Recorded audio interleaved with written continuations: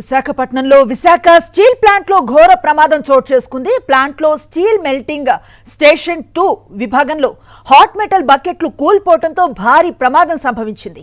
బకెట్లలో ఉన్న steel liquid ఒక్కసారిగా కార్మికులపై పట్టడంతో అక్కడ తీవ్ర విషాదం నెలకొంది. ఈ ఘటనలో 8 మంది కార్మికులు అక్కడికక్కడే మృతి చెందినట్లుగా ప్రాథమిక సమాచారం అందుతోంది. ప్రమాదం సంభవించిన వెంటనే SMS2 విభాగంలో భారీ మంటలు చెలరేగాయి. మంటలు ఎగసి పడుతూ ఉండటంతో ప్లాంట్ అంతటా ఆందోళనకర పరిస్థితులు నెలకొన్నాయి. పలువురు కార్మికులు తీవ్రంగా గాయపడగా వారిని వెంటనే సమీప హాస్పిటల్స్ కు తరలించి చికిత్సను అందిస్తున్నారు.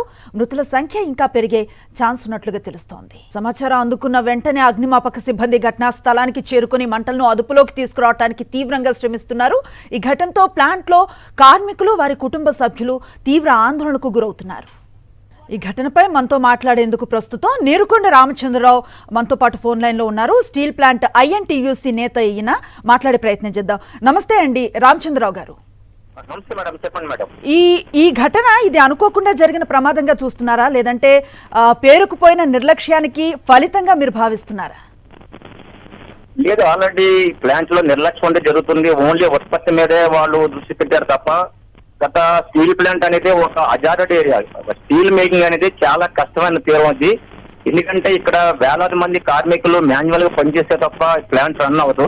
ఈ ప్లాంట్ ఆల్రెడీ స్టార్ట్ చేసి 1990లో మొదలు పెట్టారు. Almost all 35 years already complete అయింది. కాబట్టి ఎప్పటికప్పుడు మెయింటెనెన్స్ చేస్తూ ఉండాలి. చేస్తున్నప్పుడు ఏ ప్రమాదాలు కూడా అన్నీ జరుగుతూ ఉంటున్నాయి. అయినప్పుడు కూడా మేము జాగ్రత్తగా కార్మికులు, ఇంజనీర్లు మెయింటెనెన్స్ చేయడం వల్ల ప్లాంట్ ఈ రోజు వరకు సేఫ్ సైడ్ గా మనం రన్నింగ్ తీసుకెళ్లి ప్రొడక్షన్ ఇస్తున్నాం పూర్తి స్థాయిలో. అయితే ఈ గత సంవత్సరం నుంచి కూడా ఈ స్టీల్ ప్లాంట్ల పరిస్థితి ఎక్కడ దారుణంగా తయారైంది. ఏ ప్రైవేట్ కంపెనీ కాదు, ఏ స్టీల్ ప్లాంట్ లో లేని విధంగా పూర్తిగా 6,000 మందిని మెయింటెనెన్స్ చేసే కాంట్రాక్ట్ కార్మికులు తొలగించింది కేంద్ర ప్రభుత్వం యాజమాన్యం కలిపి. అదే విధంగా పర్మనెంట్ కార్మికులు కూడా పర్మనెంట్ ఎంప్లాయీస్ సుమారు 6,000 మంది బయటికి వెళ్ళిపోయారు. BRS ద్వారా 2,000 మందిని పంపిస్తే రిజైన్ చేసిన వాళ్ళు, రిటైర్ అయిన వాళ్ళు కలిసి వీళ్ళంతా కలిసి సుమారు 15,000 ఉన్న పర్మనెంట్ ఉద్యోగులు ఈ రోజు 9,000 మందికే వచ్చారు. దీని కారణంగా ఈ రోజు మెయింటెనెన్స్ లేకపోవడం వల్ల కూడా జరిగి ఉంటుందని చెప్పి మేము అనుకుంటున్నాం. పూర్తి వివరాలు అయితే ఇంకా పూర్తి ఎలా జరిగిందని కావాలి. ఇక్కడ 2 బ్లాస్ట్లు అయ్యాయి. ఒక బ్లాస్ట్ లో అయితే ఇది SMS1, 2 2 ఉంటాయి.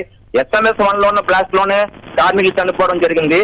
2లో కూడా బ్లాస్ట్ అయ్యింది. అక్కడ కూడా ఎవరికి ఫ్యాక్టరీ యాక్సిడెంట్ అవ్వాలి, ఎవరు కార్మికులుగా జరగలేదు, కానీ పెద్ద ఆశ్చర్యం జరిగింది. అయితే ఇది ఎక్కడో మరి మిస్టరీ జరిగి ఉంటుంది. ఏం జరిగిందని తెలియదు, కానీ మెయిన్ అంటే లేదనే సంగతి మేము ఎప్పుడో చెప్తున్నాం. ఈ ప్రమాదంలో వస్తుంది, దేవుడే కాపాడాలి. ఇంతమంది పనిచేసే దగ్గర మెయింటెనెన్స్ చేయకపోవడం అనేది చాలా దురదృష్టకరం. స్టీల్ మేకింగ్ అంటేనే రకరకాల గ్యాస్లు ఉంటాయి. 2000 degrees సెంటిగ్రేడ్ లో పని చేయవలసి వస్తుంది. ఎక్కడ ఏం మిస్టేక్ జరిగినా, ఎక్కడ మ్యాన్ పవర్ సరి అశ్రద్ధ చేసినా కూడా ప్రమాదాలు జరుగుతాయని చెప్పి యాజమాన్యానికి హెచ్చరిస్తున్నాం. వాళ్ళు ఒకటే చెప్తున్నారు, స్టీల్ ప్లాంట్ లో ఉద్యోగాలు తీసేయాలి తప్ప మ్యాన్ పవర్ కాస్ట్ తగ్గించాలి ఒకటే తప్ప రా మెటీరియల్ కాస్ట్ పెరిగిపోతుంది. అయితే ఇది మైన్స్ లేకపోవడం వల్ల కంపెనీ అసలు అన్ని తెలిసింది కూడా చాలా.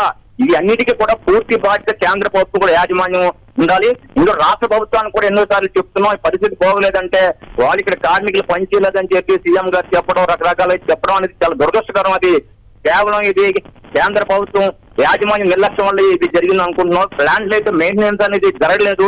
ఎక్కడికక్కడ మిషన్స్ అన్ని కూడా ఆగిపోయే పరిస్థితి, బ్లాస్ట్ అయ్యే పరిస్థితి, గ్యాస్ లీక్ అయ్యే పరిస్థితి కూడా స్టీల్ ప్లాంట్ లో ఉందని చెప్పి గతం మేము 4-5 నెలలు పెట్టి కూడా మేము చెప్పడం జరుగుతుంది మేడం.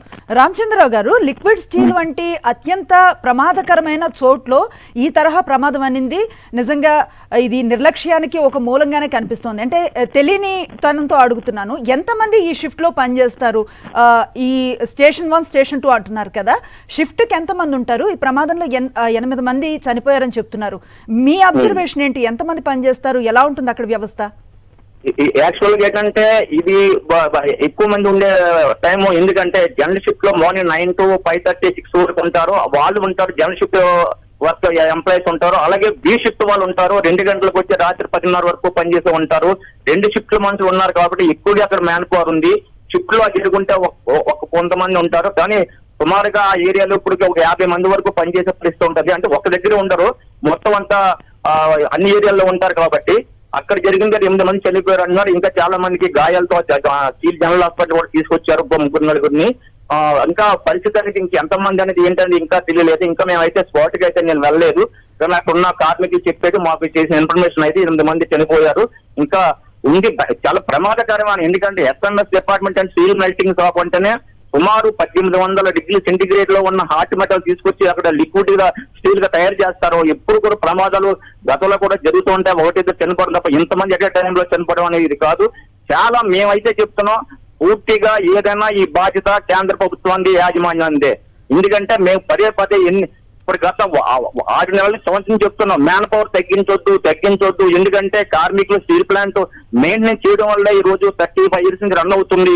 మీరు సడన్ గా తీసేస్తే స్కిల్ వర్కర్స్ కానీ, స్కిల్ ఇంజనీర్స్ కానీ బయటికి వెళ్ళిపోతే ఎక్స్పీరియన్స్ వాళ్ళు కూడా ఇక్కడ ఎవరు లేరు. ఎక్కడి నుంచి ఒరిస్సా నుంచి, బీహార్ నుంచి టెంపరీ గా తీసుకొచ్చి పని చేస్తున్నారు. దురదృష్టకరం ఇది. స్టీల్ మేకింగ్ అంటే చాలా అజారెడ్ అనేది మీకు అందరూ తెలుసుండి కూడా ఇంజనీర్స్ ఎందుకు చేస్తున్నారంటే ఇదంతా మాకు కాదు, పైనుంచి మాకు ఒత్తిడి. కేంద్ర ప్రభుత్వం స్టీల్ సెక్రటరీ గారే మొత్తం మ్యాన్ పవర్ తగ్గించేయండి అని చెప్పారు. ఇది ఓల్డ్ స్టీల్ ప్లాంట్ అంటే మ్యాన్ పవర్ ఉండాలి, దీనికి ఎక్కువ మంది కార్మికులు ఉండాలి, లేటెస్ట్ టెక్నాలజీ కాదు అని చెప్పి ప్రైవేట్ కంపెనీలతో పోలీసు జిందాల్లో తక్కువ మ్యాన్ పవర్ తో చేస్తున్నారని చెప్పి వాళ్ళు రకరకాలుగా చేసి ఈ రోజు కార్మికులు చనిపోవడానికి కానీ ప్రమాదం జరగడానికి కూడా పూర్తి బాధ్యత కేంద్ర ప్రభుత్వం దగ్గరికి మేము చెప్తున్నాం మేడం. రైట్, అంటే స్టీల్ మెటల్ బకెట్లు పడిపోవటంతో ఈ స్థాయి ప్రమాదం జరిగిందని చెప్తున్నారు కదా. ఈ తరలింపనింది, లిక్విడ్ స్టీల్ తరలింపనింది ఎలా జరుగుతుందండి అక్కడ అసలు? ఎక్కడేంటంటే గ్లాస్ ఫర్నేస్ లో హాట్ మెటల్ తర్వాత హాట్ మెటల్ అంటారు, అంటే ఉక్కు, అదే ఇనుము తయారవుతుంది. అక్కడ గ్లాస్ ఫర్నేస్ వచ్చిన లిక్విడ్ స్టీల్ ని లారీల తోటి రైల్ ట్రాక్ తో పట్టుకొస్తారు, వ్యాగన్ తో పట్టుకొస్తారు. తీసుకొచ్చి ఎస్ఎంఎస్ లో ఆ లారీలు తీసుకెళ్లి సిసిడి అని ఉంటుంది, కంటిన్యూ కాస్టింగ్ మిషన్. ఆ మిషన్ లో వంపుతారు. అక్కడ వంపినప్పుడు అక్కడి నుంచి స్టీల్ దిమ్మలు వస్తాయి అన్నమాట, ఉక్కు దిమ్మలు తయారవుతాయి అక్కడి నుంచి.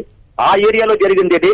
అసలు ఎలా జరిగింది అనేది పూర్తి వివరాలు ఇంకా రాలేదు. ఏదైనప్పుడు కూడా ఇది పూర్తిగా నిర్లక్ష్యమైన కాదు, యాజమాన్యం వాళ్ళకి. ఎందుకంటే ఒత్తిడి ఎక్కువైపోయింది, ఉత్పత్తి తప్ప అక్కడ కనీసం కార్మికుల క్యాంటీన్లు కూడా తీసేశారు. ఎటువంటి సదుపాయాలు లేవు. అన్ని కూడా ఈ మధ్య దారుణ పరిస్థితి. 4 నెలల బట్టి 4 నెలల జీతాలు ఇవ్వట్లేదు. ఎవరన్నా అడిగితే షార్ట్ ఇవ్వడం, సస్పెండ్ చేయడం, రకరకాలుగా చేసి వాళ్ళ లోపల కార్మికులు ఇబ్బంది చేసి కనీసం ఏదైనా మెడికల్ ప్రాబ్లం వచ్చేదైనా ఫ్యామిలీ ప్రాబ్లం బయటికి వెళ్ళాలని కూడా వెళ్ళడానికి వీల్లేదని చెప్పి రకరకాలుగా ఆంక్షలు, చట్ట వ్యతిరేక కార్మిక చట్టాలకు వ్యతిరేకంగా, డిపిఐ గైడ్లైన్స్ వ్యతిరేకంగా ఈ రోజు కేంద్ర ప్రభుత్వం, ఇక్కడ యాజమాన్యం కూడా అది చేస్తుంది.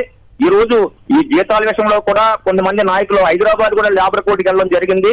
ఎందుకంటే మేము లేబర్ కమిషన్ గారు కేసు వేస్తే వాళ్ళు జీతాలు చెల్లించడం చెప్పినా యాజమాన్యం పక్కదారి పెడితే ఈ రోజు లేబర్ ట్రిబ్యునల్ లో ఈ రోజు హీరింగ్ ఉంటే కొంతమంది నాయకులు కూడా హైదరాబాద్ వెళ్ళడం జరిగింది మేడం. ఇదంతా కారణం. ఏదైనప్పుడు కూడా ప్రమాదం జరగడం అనేది దురదృష్టకరం. ప్రమాదాలు జరుగుతుంటే పెద్ద స్టీల్ ప్లాంట్లు అయినప్పటికీ ఇంతమంది చనిపోవడం అనేది చాలా బాధాకరం. ఈ బాధ్యత పూర్తిగా కేంద్ర ప్రభుత్వం, ఇక్కడ యాజమాన్యం, రాష్ట్ర ప్రభుత్వం కూడా ఇందులో ఇన్వాల్వ్ అవ్వాలి.